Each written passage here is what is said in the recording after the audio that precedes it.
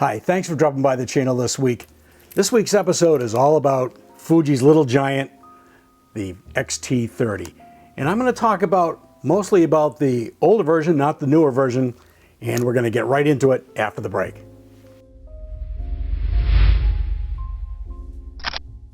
So this camera's been great for me, and I have to tell you that I purchased this camera in 2019 as a backup to my X-T3. And the reasons for that are basically all the guts to the X-T3 are in this camera. It's only missing a few things that I really would rather have otherwise, but you know what? I can't beat this camera.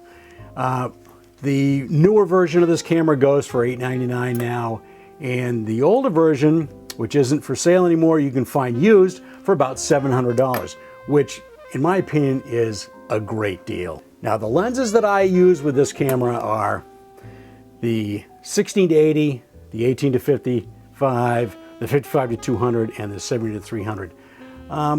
The other lenses that are larger, this is the 16-80, you can see that it fits nicely with this camera. Oh, and I gotta tell you, I purchased this grip right here. It's got the Arca Swiss bottom on it, so it fits right onto a tripod mount. And the reason I did that is because I want to use this camera for shooting video. And so far, it's been great. There's some things that I want to talk about, which are things that I like about this camera, and I know you will too, and you'll see why I believe it's Fuji's best budget choice. So the best thing about this camera is it's a baby X-T3. It's got the same sensor and processor as the X-T3 does, and I'm telling you, it really makes a huge difference in a small camera like this. It's small, light, easy to hold. It has a nice thumb rest over here, and the best thing for me is there's no flippy screen. I hate that thing, as you all well know. Some of you love it, I don't. It's got a two-way screen, which is great for me. I love it. Now the other thing it's got is it's got a great auto lever here for stills and video, which automatically just puts the camera right into auto mode. It's great for beginners, and I gotta tell you, that's great. Now, the face and eye detection has been beefed up, so it's really very good. It also has outstanding 4K video without a crop. So let me tell you, this camera's got a lot of great things going on about it. Now, as you know, a lot of the Fuji cameras have a lot of dials up top, and really, I find that very beneficial because I can go right to manual without any trouble at all. And it's usually my ISO that I want to put to manual instead of using it in auto ISO. And instead of going like this, I can change it. With this camera, I can't do that. I can only do that with the X-T3. But, you know, this camera is, I don't use this camera a lot for work. I use this camera an awful lot for just running out the door, going to the store, going out with my wife or whatever it is, going out and walking the dog. I bring this camera with me. And when I want to go take a walk downtown, this is the camera that I bring with me. And I'm going to show you some photographs right now that are, you know, pretty much, you know, going for a walk, going for, not really with the dog, but going for a walk and just getting out the door with a camera in your hand. And usually it's with this lens right here, but I also love to use the 23 and the 50 f2s because they're so small, they just fit this camera so well. This next group of photographs was taken on the schooner land, and my wife and I had gone out for a nice little trip on an evening cruise, and I brought the 10-24 on the X-T30, and I got some really great shots. I really enjoy all of these. They're all done, you know, either at 10 or at 24, somewhere in that range. Really, really great. I especially like this one here, the blocks. Really kind of cool. This next group of photographs, I'm going to tell you which lens I used. This one was the 16-80. This dinghy filled with crap.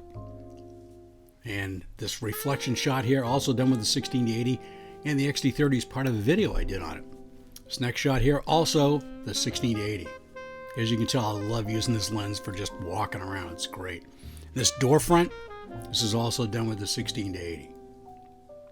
This next shot here, coming up, is I used the 23 f2 to make this shot in the snow of the lobster buoys and the shack.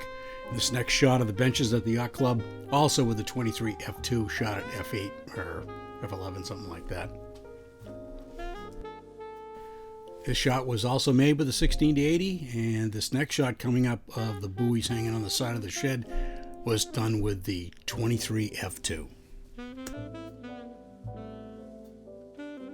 Now let's get into some things that I really don't like about this camera. And one of them is the Q button right here. The Q button is right where the thumb grip is, and you always hit it, but you can reassign it to something else or actually turn it off. And the two-way tilt screen, I love it, but I wish it was a three-way tilt screen. And the drive dial over here, it's okay for what it is, but I'd rather have it the same as the X-T3. The other thing with video, 10-minute video clips, not 30 minutes. And there's no IBIS in it, I'm sorry, but with these great lenses right here, I'm telling you, boy, oh boy, the OIS in this lens right here is outstanding, as well as with the 18 to 55, it's also very good. Also, battery life in all these cameras, these little batteries right here, they just don't last that long, which is a darn shame. One of the other things that I don't like is the viewfinder, it's really too small. It's only a 0.69, and it's a budget camera. You can't expect it to be much larger. The XH1 is really nice, and so is the XT3, and the XT4, the same thing. XS10 smaller, but for a budget camera like this, you can find this rig. Let's say you were going to go for this used rig right here. You find a used one of these grips so that your finger doesn't come off the bottom, and start out with a 23 or a 35 f2 weather sealed. Oh, that's the other problem. This particular body is not weather sealed. That's also another problem. But if you can find this camera body for $700 and you start using some prime lenses just to get used to photography, the 23, 35 f2 weather sealed, you're going to be somewhere around $1,000 for all in. And I think that's a great price point if you're thinking about getting into digital photography. And as far as I'm concerned, I love going out with this zoom lens right here. You can usually find this 16 to 80 for somewhere around $600. So that brings the price up a little bit more. But that 18 to 55, what an incredible kit zoom lens that thing is. And you can find those for $350, somewhere around that range, $400, somewhere around there. And that gets you under that $1,000 price point. And believe me, it's a great way to enter the Fuji world, that's for sure. Let's go out and take some look at some photographs that I've made with this camera. And I'm pretty proud of some of them. The best one I took this year so far is a snow scene. I think you're going to love it. And I'm going to start off with that one right now.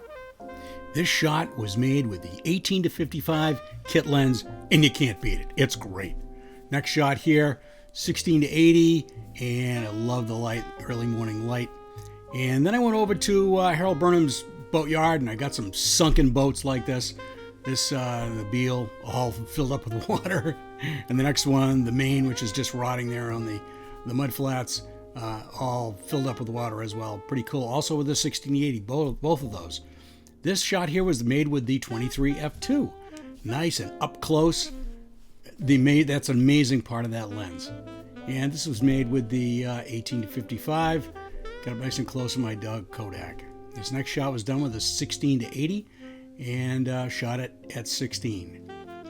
At like f11 or something. This shot here was also, this shot was made with a 55 to 200. And I really like the way this one came out in black and white. This shot here was also made with the 55 to 200, and what a morning that was. Next shot here, also with the 55 to 200. Incredible color up in Franconia notch. This next shot here was done with a 16 to 80 of reflections over in Rockport Harbor. Thanks for watching my video on Fuji's little giant, the X-T30. This is the old version. You got to buy it used, not the new version. The new version is going for around $900. And for me, that's a little bit too much more. And, like I said, I love this camera. I use it all the time. I even use it from work from time to time. And the results, because I can just move around with it easily, are incredible.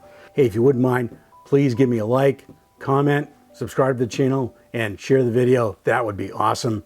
And that's it for this week. and we'll catch you next time.